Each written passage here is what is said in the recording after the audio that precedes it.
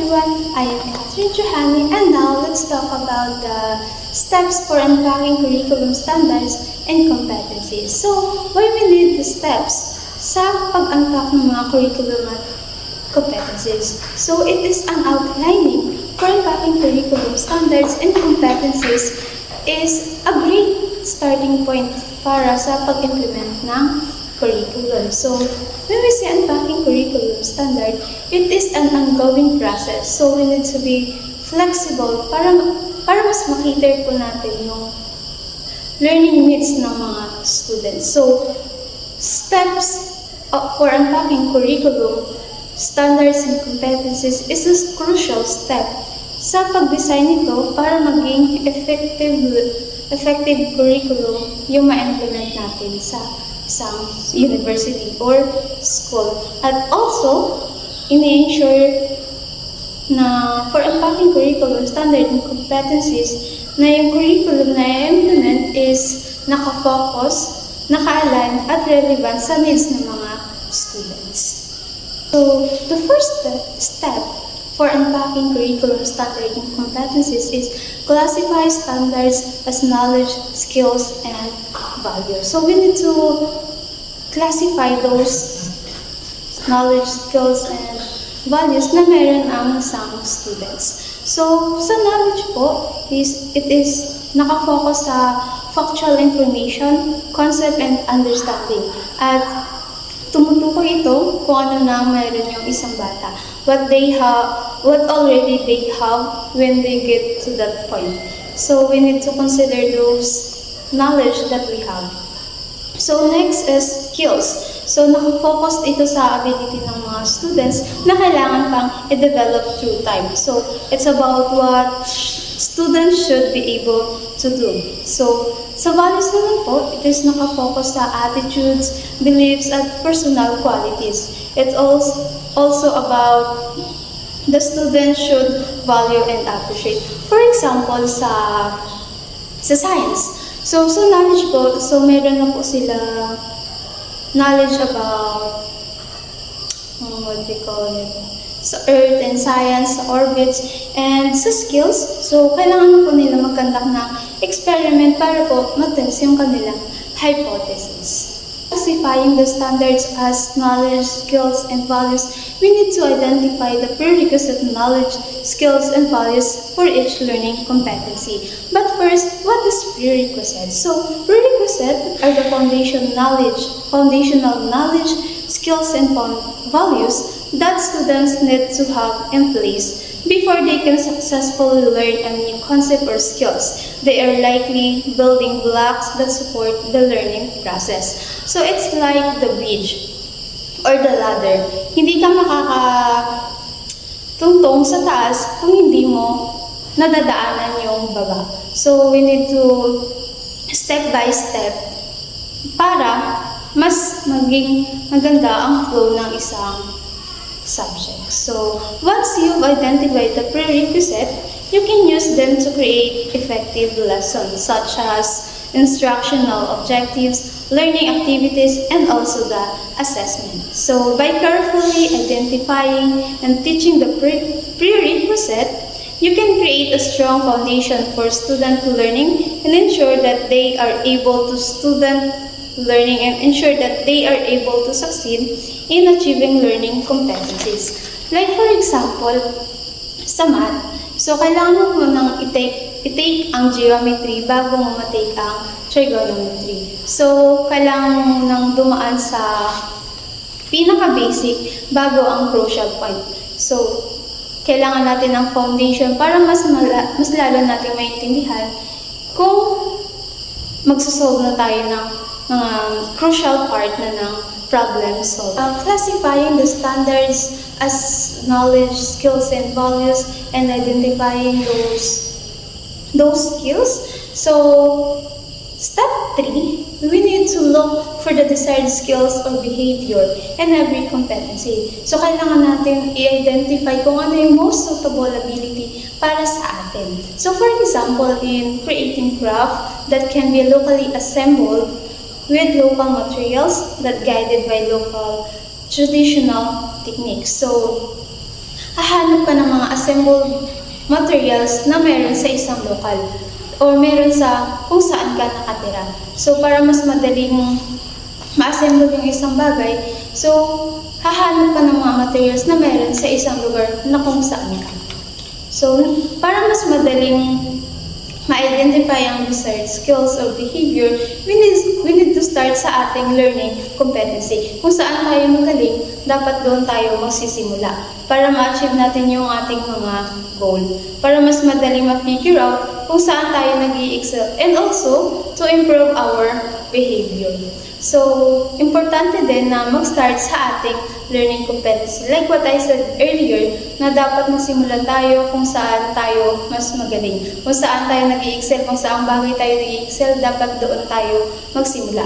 So, next is the breakdown, the competency na magko-contribute para ma-achieve natin yung goal natin. So, through identifying our specific skills or behavior, it is also easily to look forward sa ating desired skills or behavior. So, mas madali na lang mag-adjust kung ano na natin, kung saan tayo nag-i-excel, kung saang bagay tayo mas magaling. So, nagpo-provide ito ng mga opportunity para mag-practice at demonstrate yung specific skills or behavior na meron tayo. So, and also considering na maraming multiple opportunity or multiple activities na most effective na magkikater sa ability meron tayo. So, as a teacher, dapat makiter natin yung diverse learners natin. So, since sa isang classroom is magkakaiba, so they are different in cultures, beliefs, behavior. So, kailangan po natin makiter yun lahat. So, kailangan natin mag-isip ng mga activity na lahat ay makakapag-cooperate. Nang sa ganun is magkaroon sila ng unity. So, to conclude the step 3, which is to look forward kung ano yung look for the desired skills na suitable sa ating ability or behavior, it helps to teachers to create a instructional learning experience na kung saan yung mga activity is naka-align po sa mga learner's need. So, kung ano yung learner's need, dapat mag-create yung teacher ng activities na suitable doon sa kanilang kakayahan. So, hindi ka naman po pwedeng magbigay agad-agad ng solving problem na hindi naturo sa kanila. Like for example, nagbigay ka ng complex problem na hindi naman angkop doon sa inyong topic. So, mas madali pong mas maintindihan. Like for example, sa step 2 is magkaroon na tayong prerequisite. So, mas maintindihan yung complex problem kung mas naturo yung basic problem or basic solving, basic knowledge na dapat tinuturo sa isang.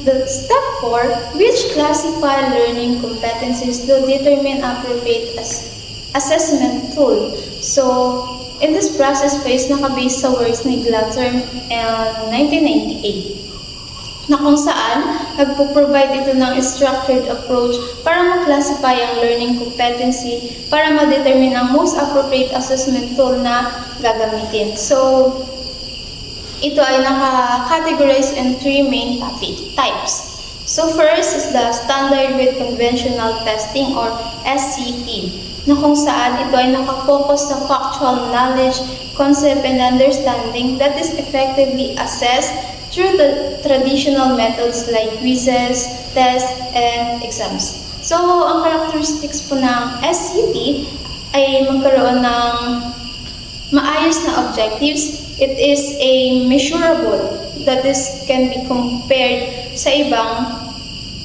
types. So, ang SCT is also ina-apply dito yung information tulad ng describing the characteristics of sounds, identifying primary colors, and so on and so forth. So, the next types is the Standard with Performance Task or SET. So, this competency emphasizes yung mga skills, processes at application na kailangan sa pag-evaluate ng ability ng isang individual. So, standard with performance task, from the word performance task. So, nagkakandak ng performance task yung isang teacher para ma-evaluate or ma-assess yung learning ng isang bata. So, sa isang classroom, hindi naman puro turo or discuss, hindi naman puro discussion. So, kailangan pa natin magkaroon ng performance task para ma-evaluate yung performance ng isang student. So, also, SPT is para ma-determine po kung may kailangan bang baguhin sa curriculum or sa mga activities na binibigay. So, mas madali po na matuto yung isang bata sa